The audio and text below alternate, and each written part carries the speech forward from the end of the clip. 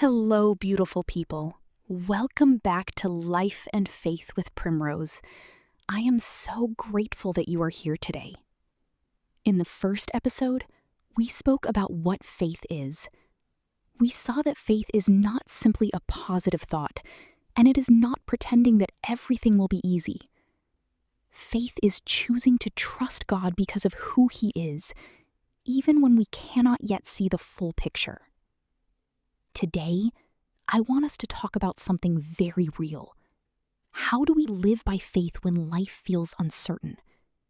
What do we do when we are waiting for an answer, when our plans have changed, when the future feels unclear, or when we are carrying questions that nobody else can answer for us?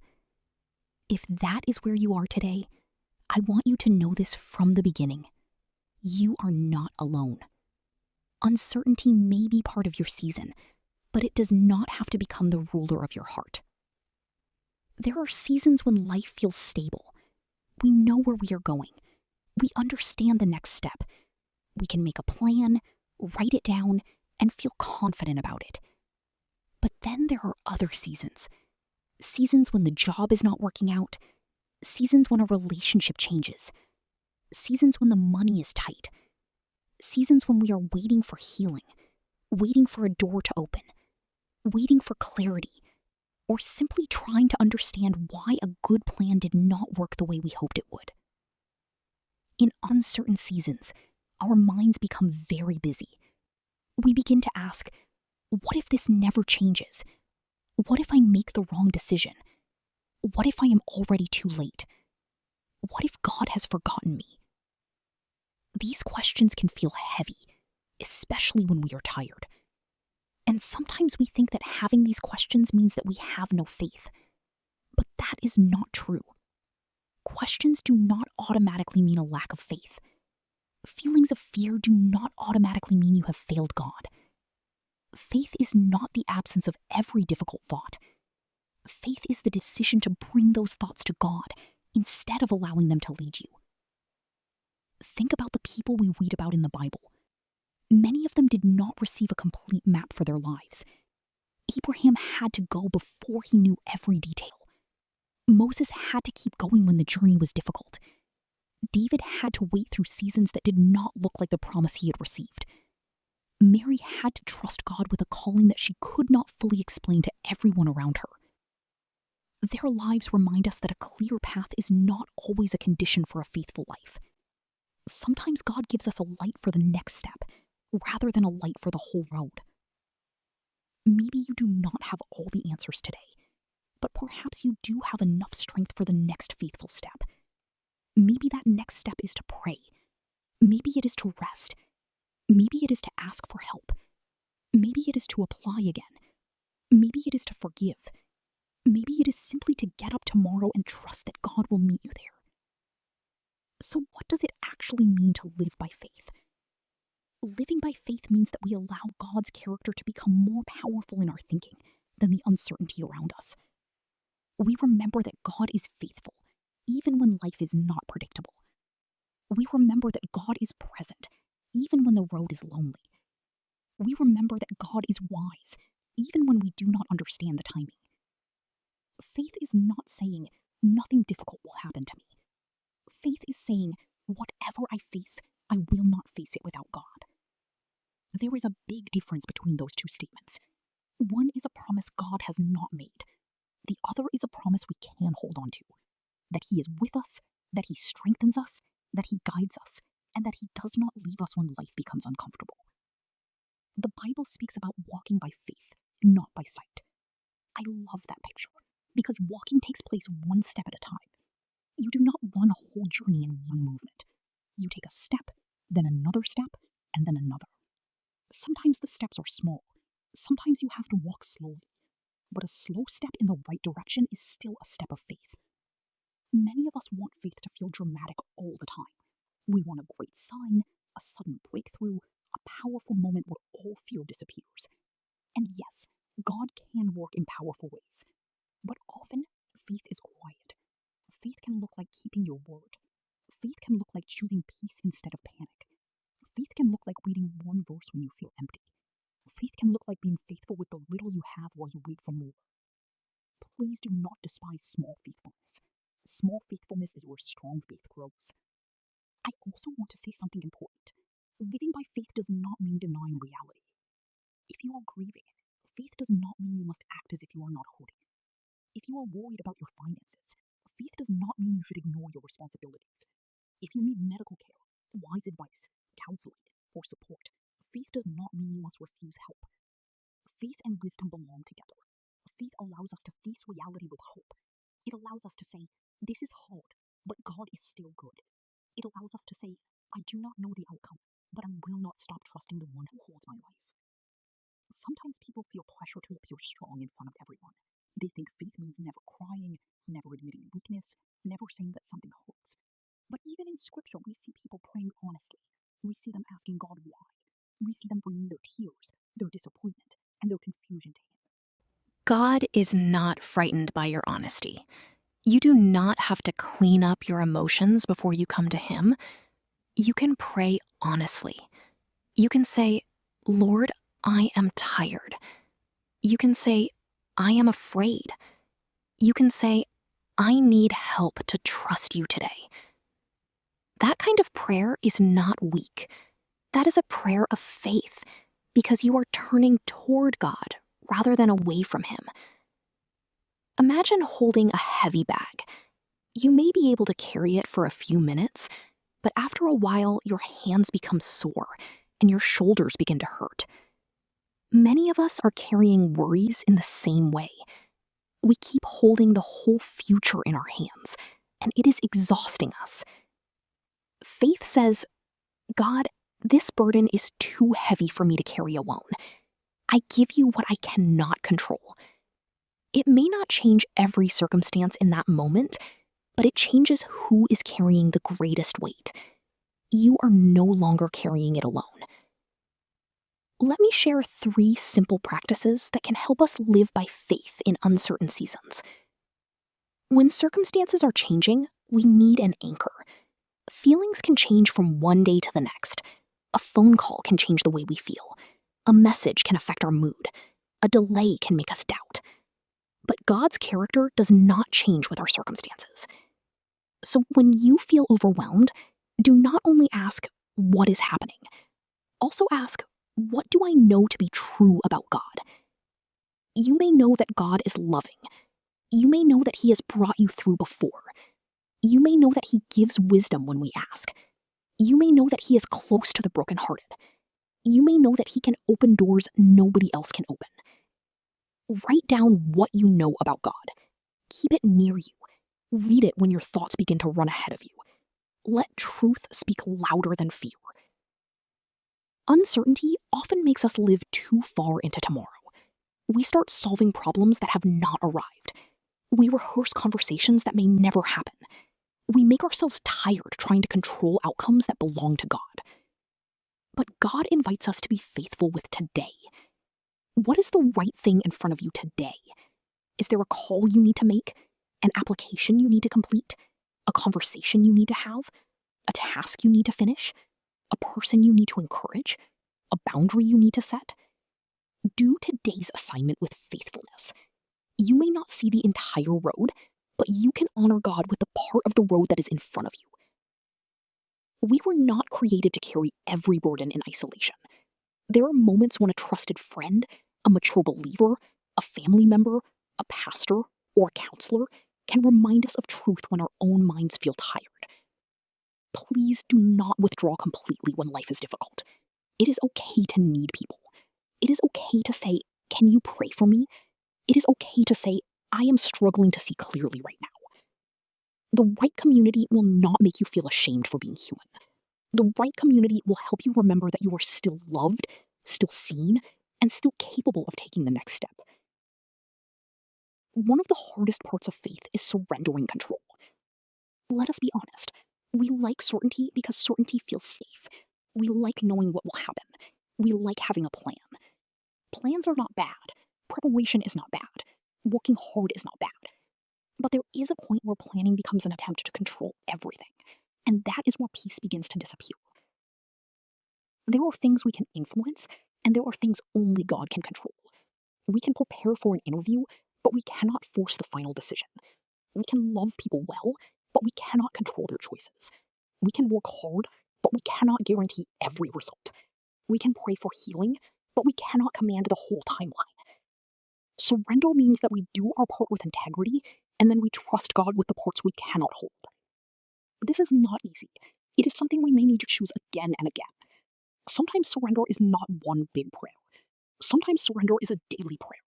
Lord, I give you this concern again. Help me to do what is mine to do, and help me to release what is not mine to control. When we hold too tightly to outcomes, every delay feels like disaster. But when we surrender outcomes to God, we become more open to His leading. We may discover that a closed door was protection. We may discover that a delay gave us time to grow. We may discover that God was preparing something deeper than what we first asked for. I don't say that to make light of disappointment. Disappointment is real, and it can hurt deeply. But disappointment doesn't have to be the end of your story. In the hands of God, even a difficult chapter can become part of a bigger testimony. So today, I want to ask you, what are you holding so tightly that it is stealing your peace? Is it a plan, a relationship, a deadline, a future picture you created in your mind? Bring it to God. Name it honestly. Then release it, not because it doesn't matter, but because it matters too much to carry alone. There's another part of uncertain seasons that deserves our attention: waiting. Waiting can be one of the most difficult places to live. It can feel as though life is moving for everyone else while you are standing still. You see other people reach milestones. You hear good news from friends. You open social media and it looks as if everybody has a clear path except you. In those moments, comparison can make waiting even heavier. But your waiting is not empty to God. A season that looks quiet on the outside can still be a season of deep growth on the inside. While you are waiting, God may be strengthening your character. He may be teaching you patience. He may be protecting you from something you cannot yet see. He may be preparing you for a responsibility that requires more maturity, wisdom, or courage than you have today. This does not mean that every delay is easy, or that we must pretend every disappointment makes sense. It simply means we can trust that God has not stopped working because we cannot see immediate movement. When you are waiting, ask yourself, who am I becoming in this season? Sometimes we focus only on the thing we are waiting to receive, but God also cares about the person we are becoming while we wait. Are we becoming more patient, more compassionate, more dependent on God, more thankful for small blessings, more honest about what we need? You can also guard the words you speak over your season. Our words cannot magically control every outcome, but they reveal and shape the direction of our hearts. When we only speak hopelessness, we make it harder to notice grace. When we only speak fear, we can begin to live as though fear is the final authority. Instead, practice truthful hope. This does not mean saying everything is perfect when it is not. It means saying, this is difficult, but I am still here. It means saying, I do not see the answer yet, but I believe God is with me. It means saying, I will keep showing up, learning, praying, and doing what I can. Your words can become a gentle reminder to your own heart. Let them be honest, but let them also leave room for hope. Another helpful question in a season of waiting is, what can I learn or build while I am here? Perhaps you can learn a skill. Perhaps you can strengthen a friendship. Perhaps you can organize your finances, care for your health, read, rest, volunteer, or prepare for the next opportunity. Waiting does not mean doing nothing. It means refusing to force what has not opened, while still living with purpose today. If you are in a waiting season, please hear this. You are not behind because your journey looks different. Your life is not less valuable because your timeline is different. There is no need to punish yourself for not being where somebody else is. God is able to lead you faithfully on the path that is yours. Sometimes uncertainty is connected to a decision. You may be wondering which opportunity to take, whether it is time to move, whether to stay, whether to begin again, or whether a particular relationship is healthy for you. In those moments, do not rush simply because you are uncomfortable with not knowing. Give yourself permission to seek wisdom. Pray about the decision. Write down what you are noticing. Ask questions. Look at the practical realities. Speak to people who know you well and who will be honest with you. Consider whether the choice leads you toward peace, integrity, growth, and the kind of person God is calling you to become. A decision made slowly and wisely is not necessarily a lack of faith. It can be an expression of faith because you are trusting God enough to listen. And when you have done what you can to seek wisdom, make the best faithful decision you can with the information you have. Sometimes we wait for a feeling of perfect certainty that never arrives. Faith often involves moving forward with humility, asking God to direct our steps as we go. You do not need to be fearless to make a wise decision. You simply need to be willing to keep God at the center. Let us also remember the value of daily spiritual rhythms. Faith grows when it has a place in our ordinary routine. It can be as simple as beginning the morning with a short prayer before looking at messages. It can be reading a few verses and asking, what does this show me about God? It can be writing down one gratitude before sleep. It can be taking a walk and letting the noise in your heart become a conversation with God.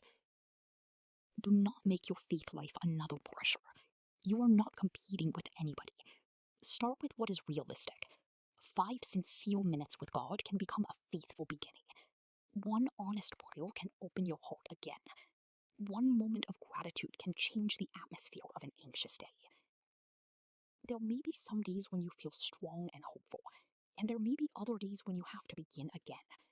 Both kinds of days belong in a life of faith. Do not measure your faith only by the way you feel at a particular moment. Measure it by the direction you keep choosing. Are you still turning toward God? Are you still willing to trust Him with one more day? Are you still choosing honesty instead of pretending? Then you are walking in faith, even if your steps feel small. It can also help to create a simple response for anxious moments. When your mind begins to race, pause and name what is happening.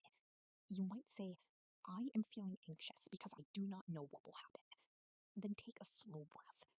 Remind yourself, I do not have to solve my whole life in this moment. Pray one short sentence. God, help me with the next step. This kind of practice may sound simple, but simple practices repeated with faith can become powerful. They teach our hearts that inside is nothing only yours in the world. God's peace, wisdom, and presence are available to us here. And if you find that worry is becoming too heavy to manage alone, please reach out for support. Speaking with a trusted person, a pastor, a counselor, or a health professional can be a wise and courageous part of caring for yourself. Faith does not ask you to suffer silently. God often brings comfort and help through people. Finally, remember that a faithful life is not a perfect life. It is a surrendered life. It is a life that keeps returning to God after disappointment, after confusion, after mistakes, and after long nights. God's mercy is new for every morning. You can begin again today. You can begin again tomorrow. You can begin again as many times as you need to. There is one more encouragement I want to give you before we move into the practical exercise. Sometimes people say, I wish I had more faith. Maybe you have said that too. You look at the size of the problem, and then you look at your own strength, and your faith feels very small. But small faith placed in a faithful God is still faith. It is not the size of your feelings that holds you. It is the strength of the God you are trusting. You may not feel bold today. You may not have perfect words. You may only be able to pray, Lord, help me. That small prayer matters. Think about a seed. At the beginning, it may look very small, almost too small to make a difference. But when it is planted, watered, and given time, it grows. Faith is often like that. It grows when we use it. It grows when we remember God's goodness. It grows when we choose to trust Him in small places before we face larger ones. Maybe your act of faith today is very ordinary. Maybe it is getting out of bed when you feel discouraged. Maybe it is making breakfast for your children. Maybe it is taking the bus to work, even though you are worried about the future. Maybe it is opening your Bible, even when you do not feel anything immediately. Maybe it is sending one application, attending one class, going to one appointment, or asking one person for prayer. Please do not call these things small in a way that makes them unimportant. These are the building blocks of a faithful life. God sees the hidden choices that nobody else celebrates. He sees when you choose kindness after a difficult conversation.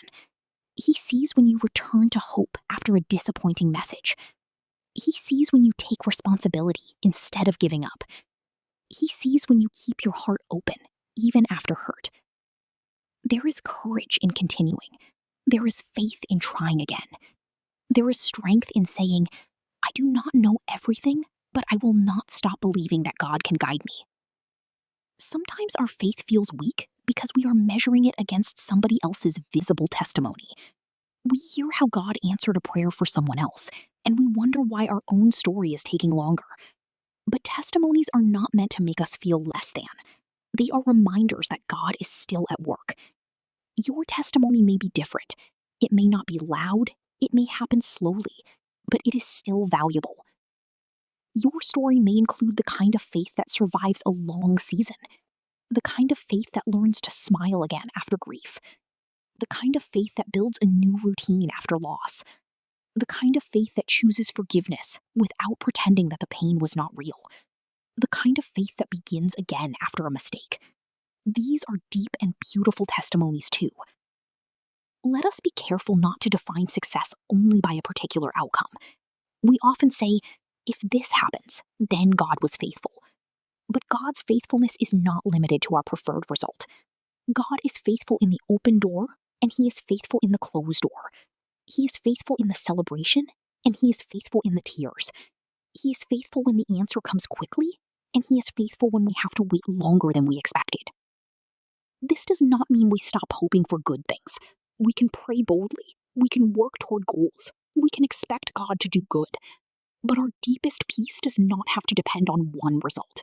Our deepest peace can rest in knowing that we belong to God and that He will not abandon us in the process. When you are faced with a difficult situation, you can ask yourself a few steadying questions. What is true right now? What am I assuming without evidence? What is within my control today? Who can I speak to? What would a faithful next step look like? These questions do not remove every challenge, but they help us move out of panic and into wisdom. For example, if you are worried about money, the next faithful step may be to look honestly at your budget, ask for advice, and seek opportunities. If you are worried about a relationship, the next faithful step may be to communicate clearly, set a boundary, apologize where necessary, or give the other person room. If you are worried about your purpose, the next faithful step may be to solve where you are, learn something new, or pay attention to the gifts God has already placed in your hands. Faith is not passive. Faith does not sit still and hoping that life will happen for you. Faith partners with wisdom, effort, patience, and prayer. It says, I will do my part with an open heart, and I will trust God with only He can do. And let me say this to the person who feels like they have made too many mistakes. Your past does not have to cancel your future. You may have chosen wrongly. You may have missed an opportunity. You may have spoken words you regret. You may be carrying shame about choices that you wish you could change. But God's grace is bigger than your worst moment. Taking responsibility is important. If you need to apologize, apologize. If you need to repair something, do what you can. If you need to learn, learn. But do not stay trapped in shame. Shame says you are finished. Grace says you can begin again. Faith lets us receive that grace and take the next right step. Perhaps you can take a minute now, wherever you are, and think about one small step you can take this week. Not 10 steps, not your whole 5-year plan. One step. Write it down if you can. Put it somewhere you will see it. Then pray over it. Ask God to give you courage, consistency, and peace. And while you take that step, keep looking for small signs of goodness. The encouragement of a friend, a moment of rest, a lesson you have learned, a door that opens, a new idea, a little more strength than you had yesterday. Gratitude helps us notice that God has not disappeared from our story. Even when the road is uncertain, we can walk it with hope. Even when the future is unclear, we can be faithful today. Even when our faith feels small, God remains steady. I want to leave you with a simple 7-day faith practice. This is not about trying to earn God's love. It is simply a way to make space for faith in your everyday life. On day 1, write down one uncertainty you are carrying. Be specific. Do not hide it from God. Put it into words. On day 2, write down 3 things you know to be true about God. You can keep it simple. God is with me. God is faithful. God gives me strength. On day 3, identify one action you can take today. Something small but meaningful. It might be making a call, sending an email, applying for something, cleaning your space, apologizing, or asking for support. On day 4, take 10 minutes without your phone. Sit quietly. Pray. Breathe. Tell God what is on your heart. You do not need impressive words. Just be present. On day 5, encourage someone else. Send a kind message. Pray for another person. Sometimes when we lift someone else up, we are reminded that God is still working through us. On day 6, notice what God has already carried you through. Think back over your life. There may be a season you once thought you would never survive, but you are here today. Let your memory become evidence of God's faithfulness. And on day 7, choose gratitude. Thank God not because every question is answered, but because you are not walking alone. Thank Him for life, for strength, for breath, for people who care, for another chance to begin again. You can repeat this practice as often as you need. Faith grows through relationship. It grows when we keep returning to God, not only in the big moments, but in the ordinary moments too. Before we finish, I want to pray for you. Father, I pray for every person watching or listening right now. You know the uncertainty they are carrying. You know the questions in their heart, the decisions in front of them, and the things that keep them awake at night.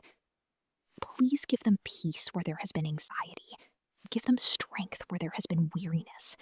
Give them wisdom for the next step, courage for the things they need to face, and patience for the things they cannot rush. Remind them that they are not forgotten. Remind them that you are close. Help them to release what they cannot control and to be faithful with what you have placed in their hands today. Let hope rise again in their hearts. Let them see signs of your goodness, even in small ways. And may they know that their lives are held safely in your care. Amen. Thank you so much for spending this time with me on Life and Faith with Primrose.